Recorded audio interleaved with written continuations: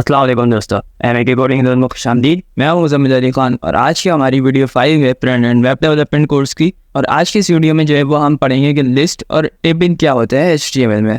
तो चलिए वीडियो को शुरू करते हैं।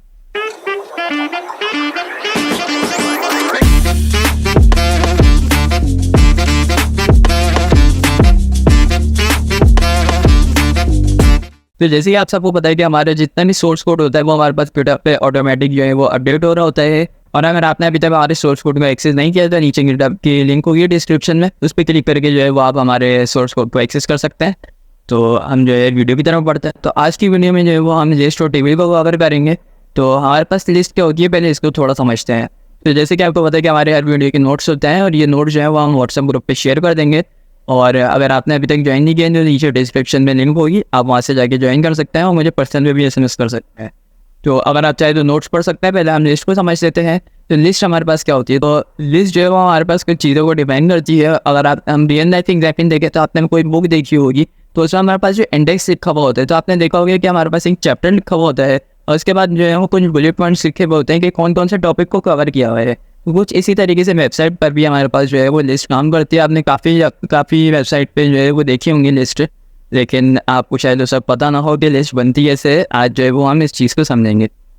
तो लिस्ट जो है वो हमारे पास 3 तरीके की होती है। एक होती है हमारे पास अनऑर्डर्ड लिस्ट, दूसरी हमारे पास होती है ऑर्डर्ड लिस्ट और तीसरी हमारे पास होती है डिस्क्रिप्शन लिस्ट। तो हमारे पास जो डिस्क्रिप्शन लिस्ट होती है तीसरी, उसको जो है वो काफ़ी हम कम यूज़ करते हैं, वो वर्ड के नाम होने के बराबर ही यूज़ होती है। लेकिन हम इस वीडियो पर उस पर भी नज़र डालेंगे ताकि हमें ये सारी चीज़ें पता होनी चाहिए। तो यहाँ पर हम क्या करते हैं, हम सबसे पहले अनऑर्डर्ड लिस्ट को समझते हैं। तो अनऑर्डर्ड लिस्ट जो होती है वो हमारे पास कुछ बुलेट पॉइंट्स की तरह होती है। तो उसको लिखने का तरीका क्या है, हम यहाँ पे सबसे पहले UN लिख देते हैं। UN जो है मीन्स अनऑर्डर्ड लिस्ट, और हम यहाँ पे एंटर करेंगे तो हमारे पास ये एक अनऑर्डर्ड लिस्ट बन गई है। अगर इसको हम शो भी रिव्यू करें तो हम देख सकते हैं हमारे पास कुछ भी शो नहीं हो रहा है। वो शो क्यों नहीं हो रहा है, क्योंकि हमने इसके अंदर कुछ डाला नहीं, कोई आइटम नहीं डाला, कोई लिस्ट के अंदर जो चीज़ें होती है वो हमने डाली नहीं है। तो यहाँ पे शो क्या करेगा वो। तो यहाँ पे उसको आइटम डालने के लिए जो है वो हम एरर लाइन यूज़ करते हैं, जो कि हमारे पास लिस्ट को जो है शो करता है। तो आप देख सकते हैं यहाँ पे हमारे पास शो रिव्यू पे जो है एक सर्कल बना हुआ है।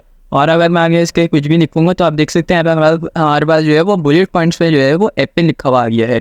बिल्कुल इसी तरीके से जो है वो हम चाहें तो एक न्यू एरर बना दें और हम जिसमें जितनी चाहें वो एरर बना सकते हैं, मतलब लिस्ट बना सकते हैं। ऑर्डर लिस्ट के अंदर जितने आइटम्स हम लिखना चाहें लिख सकते हैं। तो हम यहाँ पे लिख देते हैं बनाना। आप देख सकते हैं यहाँ पे जो है वो हमने काफ़ी मेहनत करी, UN लिखा उसके बाद एरर लिखा। तो हम इसके एक शॉर्ट ट्रिक भी यूज़ करते हैं। वो शॉर्ट ट्रिक क्या है उसको समझते हैं। शॉर्ट ट्रिक क्या है, हम सबसे पहले लिखेंगे UN जो कि हमें अनऑर्डर लिस्ट बनानी है। उसके बाद जो है वो हमें ग्रेटर देन का साइन लगाएंगे। ग्रेटर देन का साइन लगाने के बाद हम इसके आगे जो भी लिखेंगे वो हमारे पास इसका चाइल्ड है। तो यहाँ पे हम क्या लिखते हैं, हम यहाँ पे लिख देते हैं LI। और इसके बाद जो है वो हमें LI मतलब लिस्ट जो है वो कितनी बनानी है, तो इसको बनाने के लिए हम क्या करते हैं, यहाँ पे लिखते हैं मल्टीप्लाई। और आपको जितनी बनानी है वो नंबर जो है वो आप यहाँ पे डाल सकते हैं यहाँ पे, और मैं लिख दूँ 3। तो आप देख सकते हैं हमारे पास जो है वो अनऑर्डर्ड लिस्ट बनकर आ गई है और इसके अंदर जो LI टैग है वो हमारे पास 3 लिखे हुए आ गए। तो इससे जो है वो हमारे काफ़ी टाइम जो है वो बचता है और इसको जो है वो यूज़ करा जाता है काफ़ी ज़्यादा। तो आप देख सकते हैं यहाँ पे जो है वो मैंने लिस्ट के अंदर जो है वो 1, 2 और 3 लिख दिया है। तो यहाँ पे जो है वो हम कुछ एट्रीब्यूट्स को भी पढ़ेंगे अनऑर्डर्ड लिस्ट के। तो यहाँ पे हमारे पास जो पहला एट्रीब्यूट है वो है हमारे पास टाइप का। तो ये टाइप एट्रीब्यूट क्या करता है, तो यहाँ पे अगर हम टाइप लिखें और इज इक्वल टू करें तो यहाँ पे जो है वो हम कुछ एट्रीब्यूट्स को यूज़ कर सकते हैं। लाइक अगर मैं यहाँ पे लिख दूँ सर्कल, तो आप देख सकते हैं हमारे पास जो बुलेट पॉइंट्स के जो सर्कल आ रहे थे पहले जो है वो हमारे पास पिन में थे, मतलब जो सर्कल था उसका कलर आ रहा था। अब आप देख सकते हैं हमारे पास सिर्फ स्ट्रोक आ रहा है उसका। तो बिल्कुल इसी तरीके से जो है वो हम इसमें स्क्वायर को भी यूज़ कर सकते हैं। तो आप देख सकते हैं यहाँ पे हमारे पास जो शेप था वो इस सर्कल से जो है वो हमारे पास स्क्वायर हो गया है। और अगर आप जो है वो एट्रीब्यूट्स के बारे में और पढ़ना चाहते हैं तो आप MDN की वेबसाइट भी देख सकते हैं। तो यहाँ पे जो है वो हम एक काम करते हैं, ऑर्डर लिस्ट के बारे में पढ़ लेते हैं। ON लिखेंगे अगर हम, तो हमारे पास जो है वो ऑर्डर लिस्ट बन जाएगी एक। तो हम ON करके एंटर करेंगे तो हमारे पास जो है एक ऑर्डर लिस्ट बन गई है और उसके अंदर जो है वो हम लिस्ट आइटम्स जो है वो डाल सकते हैं। तो हम यहाँ पे LI लिख देते हैं। तो आप देखेंगे जैसे मैंने LI लिखा तो हमारे पास जो है वो 1 लिखा हुआ आ गया, जबकि हमने अनऑर्डर्ड लिस्ट में देखा था तो हमारे पास जो है वो बुलेट पॉइंट्स की सूरत में आ रहे थे। तो यहाँ पे हम देख सकते हैं यहाँ पे हमने एक ऑर्डर लिस्ट बना ली है और उसमें जो है वो हमने 3 चीज़ें लिख ली हैं, एप्पल, बनाना और मैंगो। तो आप देख सकते हैं यहाँ पे हमारे पास जो है वो 1, 2, 3 लिखा हुआ आ रहा है, जो कि एक सीक्वेंस है। तो इस वजह से जो है वो हम इसको ऑर्डर लिस्ट कहते हैं। तो अगर आप चाहें तो इसमें हम कुछ एट्रीब्यूट्स का भी इस्तेमाल कर सकते हैं, जिससे हम 1, 2, 3 को जो है वो चेंज कर सकते हैं। तो उसके लिए करना है हमें ON पे आना है। ON पे आने के बाद जो है वो हम टाइप यूज़ करेंगे, टाइप एट्रीब्यूट। जैसे कि हमने अनऑर्डर्ड लिस्ट में किया था। तो टाइप एट्रीब्यूट पे अगर आप जो है हम स्मॉल आई लिख दें अगर, तो आप देख सकते हैं हमारे पास रोमन में लिखा हुआ है ये स्मॉल रोमन में, और अगर हम यही कैपिटल आई कर दें तो हमारे पास जो है वो कैपिटल रोमन्स में लिखा हुआ ये है।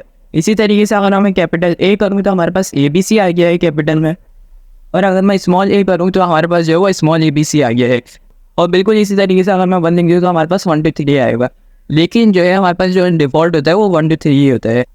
अब जो है वो हम एक न्यू एट्रीब्यूट के बारे में पढ़ते हैं जो कि हमारे पास है स्टार्ट।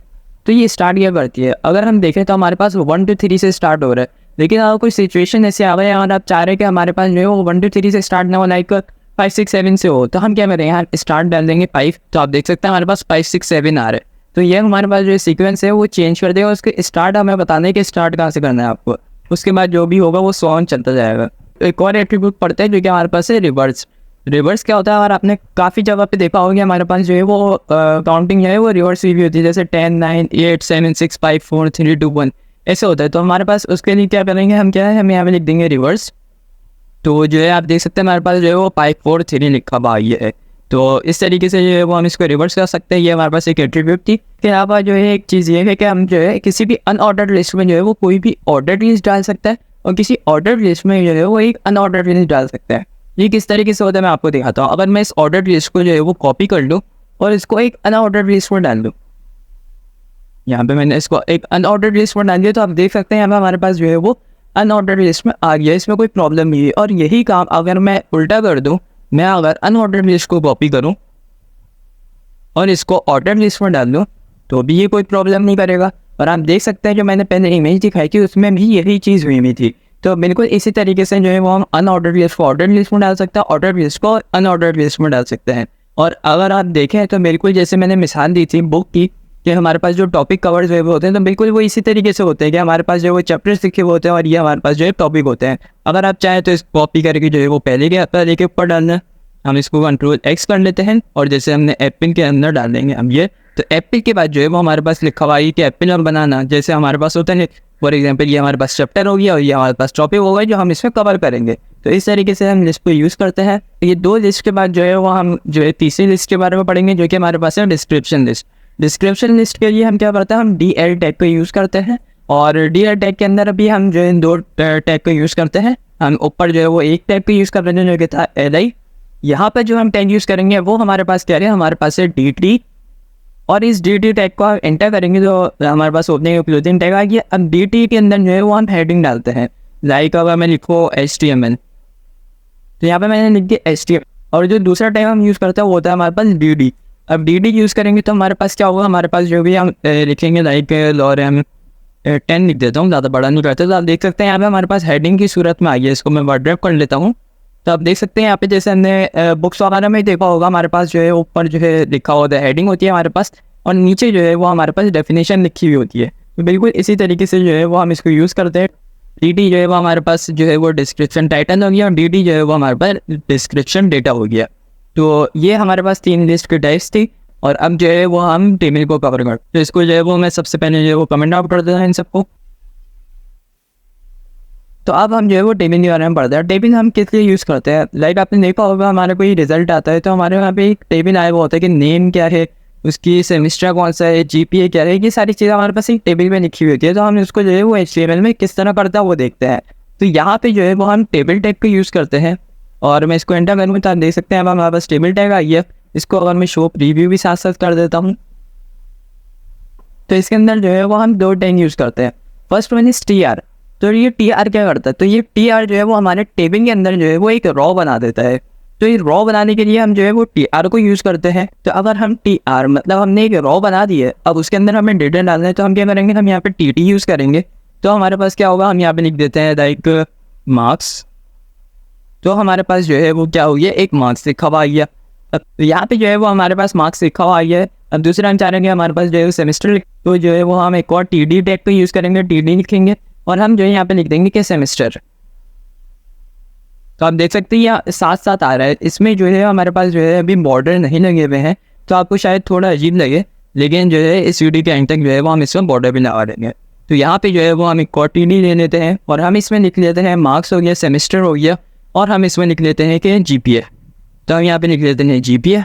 तो अब ये टीथ हमारे पास जो है वो बन गए क्या, एक रॉ के अंदर हमने डेटा डाल दिया है। अब हम जितने सारे टीडी डालते रहेंगे ये हमारे पास जो है वो आगे शो होता रहेगा। तो अब हम चाह रहे हैं कि भाई हमने यहाँ तक तो कर लिया, हमें 3 चीज़ें ही पुट करनी थी। अब हमने एक और न्यू रॉ बनानी है, तो हमने यहाँ पे क्या TR टैग का यूज़ किया। अब क्या हुआ, हमारे पास जो ये रॉ थी ये जो है ये हमारे पास अब ख़त्म हो गई है। अब जो है हम न्यू रॉ जो है वो बना चुके हैं क्योंकि हमने TR टैग यूज़ कर लिया है। अब इस TR टैग में लाइक में डाल दूँ, इसको मैं जो है ना मार्क्स वर्ड आके नेम कर देता हूँ। सबसे पहले तो मैं यहाँ पे TD टैग का यूज़ करूँगा। ये मुझे जो है क्या करना है, मुझे उस रॉ में डेटा एंटर करना है। तो मैं यहाँ पे एंटर करूँगा तो हमारे पास एक TD आ गया और यहाँ मैं लिख लेता हूँ लाइक मुज़म्मिल अली खान। तो आप देख सकते हैं यहाँ पे हमारे पास जो है वो नेम में जो है वो हमारे पास मुज़म्मिल अली खान आ गया। बिल्कुल इसी तरीके से अगर मैं न्यू TD एक और TD लिखूँ, यहाँ पे मैं क्या करूँगी, यहाँ पे मैं एक न्यू TD लिखूँ और उसमें लिख दूँ सेमेस्टर। तो मैं लाइक सेमेस्टर में लिख देता हूँ 5 और एक और TD बना देता हूँ और उसमें मैं क्या लिख लेता हूँ GPA। तो GPA लाइक 3.7। तो ये हमारे पास क्या हुई है, आप देख सकते हैं यहाँ पे जो है ये हमारे पास 5 पे लिखा हुआ आ गया, फिर 3.7 आ गया, मुज़म्मिल अली खान आ गया। ये उसके नीचे आ रही क्योंकि एक न्यू रॉ थी उसके अंदर हमने डेटा एंटर कर दिया। बिल्कुल इसी तरीके से जो है वो हम चाहे तो एक और रॉ बना सकते हैं। इसको मैं कॉपी पेस्ट कर देता हूँ और यहाँ पे मैं नाम चेंज कर देता हूँ लाइक हसन सेमेस्टर 3 GPA 3। तो आप देख सकते हैं यहाँ पे हमारे पास जो है वो एक टेबल की सूरत आ गई है। लेकिन क्या हुआ है इसमें मसला कि हमारे पास बॉर्डर नहीं लगा हो तो हमें काफ़ी देखने में अजीब लग रहा है। तो इसमें हम एक एट्रीब्यूट यूज़ करेंगे जो कि हमारे पास है बॉर्डर। तो हम जो है वो इस पूरे टेबल पे बॉर्डर लगा देते हैं। तो टेबल टाइप जो है हमारा उसमें हम बॉर्डर यूज़ कर लेते हैं और अगर मैंने इसमें कुछ भी ना लिखूँ तो अब भी हमारे पास जो है वो बॉर्डर लगा हुआ है। तो इस लेवल पे समझने के लिए मैं कहता हूँ कि कुछ ना लिखे तो बेहतर है। और यहाँ पे आप देख सकते हैं यहाँ पे मैं अगर इसको ओपन इन ब्राउज़र कर लूँ तो आप देख सकते हैं यहाँ पे हमारे पास जो है वो लिखा हुआ है कि नेम, और बात को साफ समझ में आ रहा होगा कि हमारे पास एक टेबल बन गया है। तो VS कोड में आ जाते हैं, यहाँ पे एक और एट्रीब्यूट यूज़ करते हैं जिसका नाम है कैप्शन। तो इस कैप्शन को यूज़ करने का तरीका क्या होता है, अगर हम यहाँ पे जो है टेबल के बाद जो है वो हम कैप्शन टैग यूज़ करते हैं तो ये कैप्शन टैग जो है वो किस तरीके से काम करता है देखते हैं। तो यहाँ पे मैं लिख देता हूँ लाइक रिजल्ट। तो आप देख सकते हैं ये जो कैप्शन है ये हमारे पास जो टेबल होगा ना उसके ऊपर आ जाता है। तो इसको हम टेबल जो हमारा टैग होता है उसके नीचे लिखते हैं, लेकिन जब ये शो होता है तो हमारे पास जो है वो टेबल जो हम बनाया हुआ होता है उसके ऊपर शो होता है। तो यहाँ पे जो है वो हम कैप्शन टैग जो है वो यूज़ करते हैं। और अगर हम देखें तो यहाँ पे जो है वो एक अच्छा खासा टेबल बन गया है, लेकिन इसका अच्छा तरीका क्या है, मतलब हमें क्या करना चाहिए। तो यहाँ पे जो है हम चाह रहे हैं कि नेम, सेमेस्टर और GPA जो लिखा हुआ है ये हमारे पास जो है वो एक तरीके का हेडर हो गया। तो हम क्या करेंगे, हम इसको हमें हेडर में रखना चाहिए। क्यों, उसकी वजह जो है वो हम CSS में समझेंगे कि हम इसको हेडर में क्यों रख रहे हैं। क्योंकि जब हम इस पर कलर अप्लाई करते हैं तो हम इस पर जो है वो हम डायरेक्ट एक एक करके जो है वो कॉलम पे या रॉ पे अप्लाई नहीं करें, ताकि हम पूरे हेडर पे अगर तो हेडर का कलर जो है वो एकदम अलग हो जाए। तो इस वजह से जो अच्छा तरीका है जो रिकमेंड करता है वो इसमें जो है वो हमारे पास जैसे नेम, सेमेस्टर और GPA है इसको हम हेडर में रखें। और उसके बाद जो है हम क्या होता है, इसमें 3 चीज़ें होती है, हमारे पास हेडर होता है, बॉडी होती है और फुटर होता है। तो इसमें जो है हमने जैसे इसको हेडर में रख दिया, अगर इसको मैं हेडर में रख दूँ तो ये हमारे पास हेडर क्या कहलाता है, हम यहाँ पे लिखते हैं T हेड। तो आप देख सकते हैं हमारे पास टेबल हेड आ गया। आपका जो टेबल होगा उस पर कोई भी फ़र्क नहीं पड़ेगा, ना ये शो होगा, ये कुछ भी नहीं होगा। लेकिन जब हम CSS वगैरह में वर्क करते हैं तो ये जो है वो काफ़ी यूज़फुल रहता है। तो अगर आप यहाँ पे जो है इसको एक काम करते हैं तो यहाँ पे जो नेम, सेमेस्टर और GPA थी उसको मैंने क्या किया, उसको मैंने पूरा जो है वो T हेड में डाल दिया। और बाकी की जो चीज़ें हैं उसको मैं काम करता हूँ, मैं उसको T बॉडी में डाल देता हूँ। तो यहाँ पे मैंने इसको T बॉडी में डाल दिया, उसको मैं Ctrl+X कर देता हूँ और इसके बाद ले लेता हूँ और यहाँ पे मैं एक T फुटर लगा देता हूँ। T फुट यहाँ पे मैंने लगा दिया है और मैं इसके अंदर लिख देता हूँ लाइक, यहाँ पे जो है मैं एक रॉ बना देता हूँ और उस रॉ के अंदर मैं क्या लिखता हूँ, मैं यहाँ पे एक TD कर लेता हूँ और यहाँ पे मैं लिख लेता हूँ लाइक, आप देख सकते हैं यहाँ पे हमारे पास जो है वो हमने एक फुटर लगा लिया इसको। तो यहाँ पे जो है वो मैं कुछ inline CSS लगाऊंगा ताकि आपको पता चले कि हमारे पास जो ये T हेड, T फुट और T बॉडी जो लिखा है उसका फ़ायदा क्या है। तो अगर मैं यहाँ पे लिख दूँ direct style is equals to background colour, मैं यहाँ पे कर देता हूँ एपो। तो आप देख सकते हैं यहाँ पे हमारे पास जो पूरा फुट है उसका इन्होंने वो एक कलर हो गया। बिल्कुल इसी तरीके से अगर यही स्टाइल में अगर जो है यहाँ से मैं कॉपी करके जो है वो हेड में लगा दूँ, तो आप देख सकते हैं यहाँ पे हमारे पास जो भी पूरा हेड है हमारे पास, उसका जो है कलर जो है वो एक जैसा हो गया। अब हमें जो है वो अलग अलग कॉलम को जो है वो सिलेक्ट करके जो है वो कलर नहीं करना पड़ा। इस वजह से जो है वो हम इसको टी हेड और टी फुट और टी बॉडी के अंदर रखते हैं। और इसके अलावा जो है ये कुछ CSS मैंने लगाई है जिसमें इसका परेशान करने की ज़रूरत नहीं है। इसको हम एक एट्रीब्यूट भी समझ सकते हैं। और यहाँ पे जो है वो हम कुछ चीज़ें और कर सकते हैं कि हमारे पास जो है अगर हम चाह रहे हैं कि हमारे पास जो हेडर है उसको जो है वो हम बोल्ड करना चाह रहे हैं, हम चाह रहे हैं कि ये हेडिंग टाइप आ जाए, जैसे हम लोगों ने हेडिंग टैग पढ़ा था। तो यहाँ पे हम क्या करेंगे, हम TD की जगह जो है वो हम TH यूज़ कर लेंगे। तो आप देख सकते हैं यहाँ पे हमारे पास जो है ये बोल्ड हो गया है नेम लिखा हुआ। तो मैं इसको एक काम करता हूँ, इसको मैं कॉपी ही कर लेता हूँ और सब में लगा देता हूँ।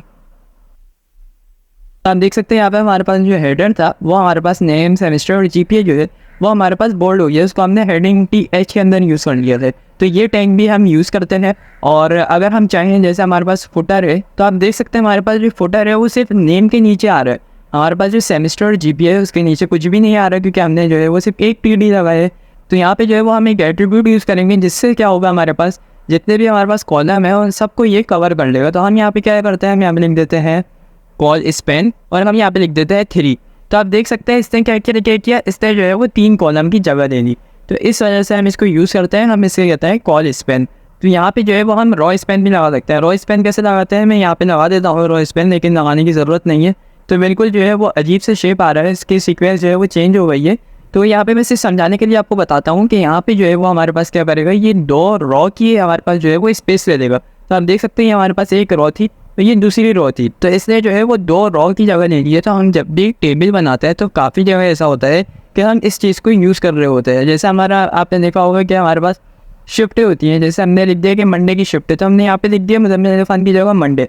आगे हमने क्या लिख दिया, शिफ्ट टाइमिंग। तो हमारे पास लाइक 9 to 12 हो गई, 12 to 3 हो गई, 3 to 6 हो गई। इस तरीके से जो है वो हम जो है क्लास की टाइमिंग जो होती है हमारी उसको लिख सकते हैं। तो इस वजह से जो है वो हम रॉ स्पेन को यूज़ करते हैं। तो ये जो है वो कुछ एट्रीब्यूट्स है टेबल के, और इसके कुछ और एट्रीब्यूट्स भी हो। जब वो हम CSS समझ रहे होंगे तो उस वक्त जो है वो हम इसको देखेंगे। तो आज की वीडियो करते हैं यहीं पे एंड। तो वीडियो अच्छी लगी तो वीडियो को लाइक करेगा, चैनल को सब्सक्राइब करेगा। अल्लाह हाफिज़।